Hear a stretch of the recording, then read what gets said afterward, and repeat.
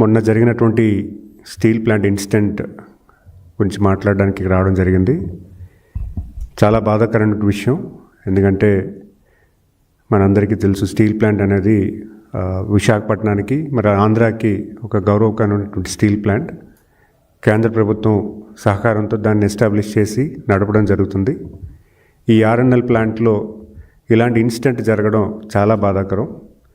ఒక SMS furnace 2 నుంచి మొదటిగా ఒక ప్లాంట్ బ్లాస్ట్ అవ్వడం, అక్కడ ఫర్నెస్ బ్లాస్ట్ అవ్వడం వల్ల 3 గంటల 57 నిమిషాలకి ఒక యాక్సిడెంట్ జరిగింది. అందరూ కూడా వెంటనే అలర్ట్ అవ్వడం వల్ల అక్కడ పనిచేసే వ్యక్తులందరూ కూడా బయటకు రావడం జరిగింది. కానీ రెండో బ్లాస్ట్ ఏదైతే ఉందో SMS 1 ప్లాంట్లో 4.25 గంటలకు జరిగింది. ఈ ప్లాంట్లో ఉన్నటువంటి 8 మంది ఎంప్లాయీస్ ఎవరైతే అక్కడ పనిచేస్తున్నారో వాళ్ళు తప్పించుకోలేని పరిస్థితుల్లో ఉండడం వల్ల వాళ్ళు ఆ యాక్సిడెంట్లో మనం కోల్పోవడం జరిగింది. చాలా బాధాకరం. ఎందుకంటే ఇన్సిడెంట్లో ఇంకొక 6 మంది కూడా గాయపడ్డారు. గాయపడినటువంటి వ్యక్తులు కూడా వెంటనే హాస్పిటల్కి పంపించడం జరిగింది. హాస్పిటల్లో ట్రీట్మెంట్ ఇవ్వడం జరుగుతుంది. కానీ ఈరోజు మార్నింగ్ కూడా దురదృష్టం ఒక వ్యక్తి కూడా మనం కోల్పోవడం జరిగింది.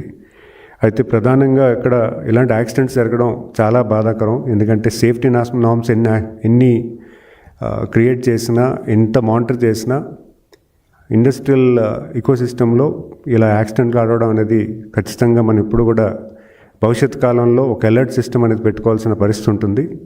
కానీ ఇలాంటి ఇన్సిడెంట్ అనేది జరగడం చాలా బాధాకరం. ఎందుకంటే తన ఉపాధి కోసం అని చెప్పి ప్లాంట్లోకి వచ్చి పనిచేసి అటు బ్లూ కాలర్ కానీ, వైట్ కాలర్ కానీ, ఇంజనీర్స్ కానీ ఒక ప్రొడక్షన్ యాక్టివిటీ చేస్తున్నప్పుడు, వాళ్ళు వృత్తిరీత్యా పనిచేస్తున్నప్పుడు ఈ రకమైనటువంటి యాక్సిడెంట్ జరగడం ఖచ్చితంగా ఆ కుటుంబాన్ని వెనక్కి తీసినటువంటి పరిస్థితి ఉంటుంది.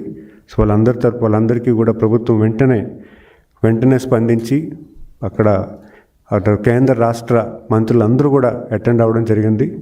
వెంటనే అక్కడ కేంద్ర మంత్రులు కూడా రావడం జరిగింది. కుమారస్వామి గారు కానీ, సంబంధించిన శాఖ మంత్రివర్యులు, అలాగే మన రామ్మోహన్ నాయుడు గారు, అలాగే శ్రీనివాస్ వర్మ గారు, మినిస్టర్ ఆఫ్ స్టేట్ అఫైర్స్, ఆయన కూడా వెంటనే వెళ్ళి సంఘటనా స్థలాన్ని పర్యవేక్షించి అసలు భవిష్యత్తులో ఎలాంటి యాక్సిడెంట్ జరగకుండా ఎందుకు జరిగింది, ఎలా జరిగిందని పూర్తిగా విశ్లేషణ చేస్తూ, మరి అలాగే ఉన్నటువంటి యాక్సిడెంట్లో ఎవరైతే కోల్పోయారో వాళ్ళ కుటుంబాలను కలిసి వాళ్ళకి ధైర్యం నింపే ప్రయత్నం కూడా చేయడం జరిగింది.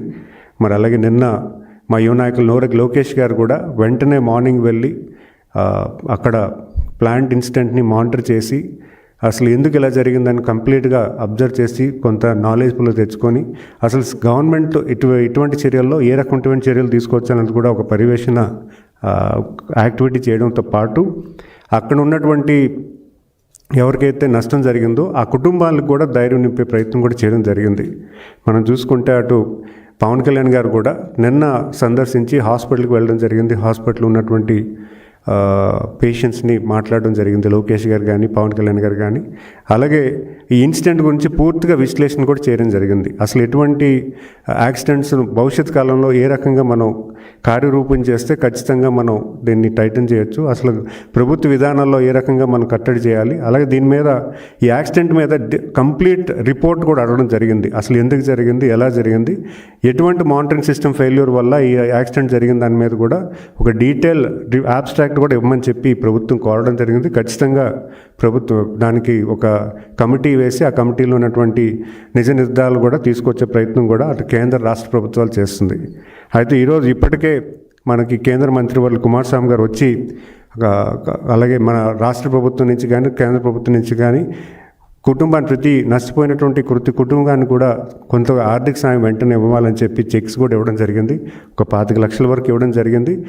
మళ్ళీ అలాగే వాళ్ళకి నష్టపరిహారం కింద కేంద్ర రాష్ట్ర ప్రభుత్వాల నుంచి భవిష్యత్ కాలంలో అన్ని రకాలుగా ఒక 2 కోట్ల రూపాయల వరకు కూడా వాళ్ళకి ఆర్థిక సాయం అందించాలని కూడా ఒక ఆలోచన చేస్తున్నారు. అలాగే అంతేకాకుండా ఒక పర్మనెంట్ ఎంప్లాయ్మెంట్ కూడా ఇవ్వడం చేయడానికి, వాళ్ళ పిల్లలు చదివించుకోవడానికి పూర్తిగా సాయం ఇవ్వడానికి, అలాగే క్వార్టర్స్లో ఉండడానికి సదుపాయాలు కల్పించడానికి కానీ, అలాగే కాంట్రాక్ట్ ఉద్యోగులు ఎవరైతే మనం నష్టపోయామో వాళ్ళు కూడా 1 కోటి రూపాయల వరకు ఆర్థిక సాయం వచ్చేలాగా కార్యరూపం చేయడానికి, ఇవన్నీ కూడా మొన్న మన కేంద్ర రాష్ట్ర మంత్రులు కానీ, మన డిప్యూటీ చీఫ్ మినిస్టర్ గారు కానీ లేదా మన యువ నాయకులు లోకేష్ గారు కానీ వెళ్ళి వాళ్ళ కుటుంబాలకి ధైర్యం నింపి, ఎందుకంటే ఆ జరిగినటువంటి ఇన్సిడెంట్లో ఎటువంటి అనాలిసిస్ జరగకపోయినా కానీ ఖచ్చితంగా నష్టపోయిన కుటుంబాలకి మనం న్యాయం చేయాలి, ఆ కుటుంబాలకి ధైర్యం నింపే ప్రయత్నం చేయాలని ఈరోజు పూర్తి స్థాయిలో ప్రభుత్వం పనిచేస్తున్న తరుణంలో ఈరోజు ప్రతిపక్ష పార్టీ నాయకులు, గొడ్డల పార్టీ నాయకులు జగన్మోహన్ రెడ్డి గారు ఈరోజు ఖచ్చితంగా ఒక అపోజిషన్ పార్టీ ఉన్న వ్యక్తి ఖచ్చితంగా వెళ్ళి వాళ్ళు ధైర్యం నింపాలి, కానీ ఒక ఆరోపణలు చేయడం అనేది చాలా బాధాకరం. అంటే లేనిపోయిన ఆరోపణలు, అంటే ధైర్యం నింపి ప్రభుత్వం ఖచ్చితంగా మీకు న్యాయం చేకూరుస్తామని ఒక మాట ఇవ్వాలి తప్పించి ఈరోజు వచ్చి ఒక ఆరోపణలు చేసి ఆ ఆరోపణలో కూడా స్టీల్ ప్లాంట్లో ఉంచి ఉద్యోగాలు తీసేస్తున్నామని చెప్పారు. అసలు ఇప్పటివరకు ఒక్క ఉద్యోగం కూడా తొలగించలేదనే విషయాన్ని నేను తెలియజేసుకుంటున్నాను. అలాగే కేంద్ర ప్రభుత్వం వచ్చినటువంటి 440 కోట్లని ఇతర అవసరాలకు మళ్లింపు చేశారని చెప్తున్నారు. పూర్తిగా మా దగ్గర ఆధారాలు ఉన్నాయి. దీంట్లో క్యాపిటల్ షేర్ వచ్చి 1140 కోట్లు. ఈ 1140 కోట్లు కూడా వాళ్ళు ఏంటి ఖర్చు పెట్టారనేది పూర్తిగా వివరాలు ఇవ్వడం జరిగింది. ఏదైనా లోన్స్ క్లోజ్ చేయాలన్నా, ఏదైనా అంటే పెండింగ్ పేమెంట్స్ ఉన్నా దాన్ని క్లోజ్ చేయడానికి క్యాపిటల్ షేర్ కింద 1140 కోట్లు ఇవ్వడం జరిగింది. అలాగే ఈక్విటీ షేర్ కింద 10,300 కోట్లు ఇవ్వడం జరిగింది.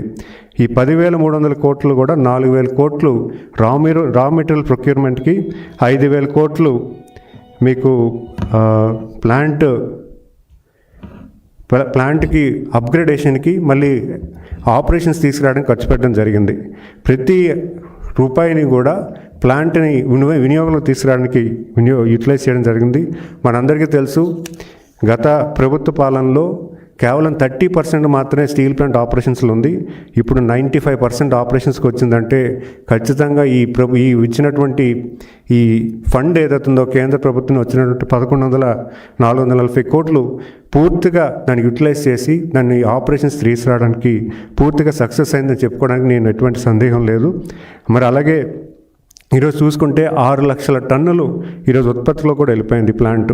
అంటే ఖచ్చితంగా ఈ ఫండ్ అంతా కూడా ఇట్లే ఇవ్వబట్టే ఈరోజు స్టీల్ ప్లాంట్ మళ్ళీ రివైవ్ అయిందని సంగతి నేను చెప్పుకుంటున్నాను.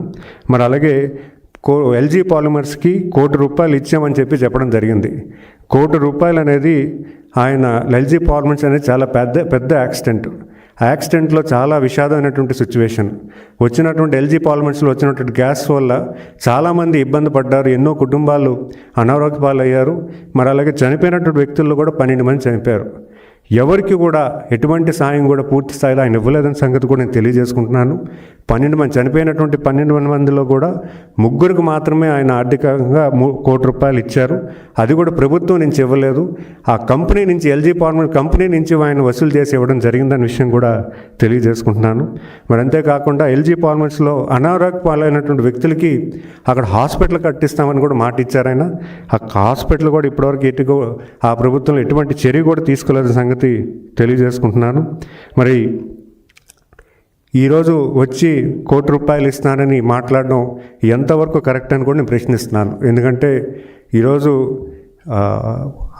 మీరు ఖచ్చితంగా భరోసా ఇవ్వచ్చు, కానీ వచ్చి వెంటనే మా ప్రభుత్వం వస్తే ₹1,00,00,000 ఇస్తామంటున్నారు.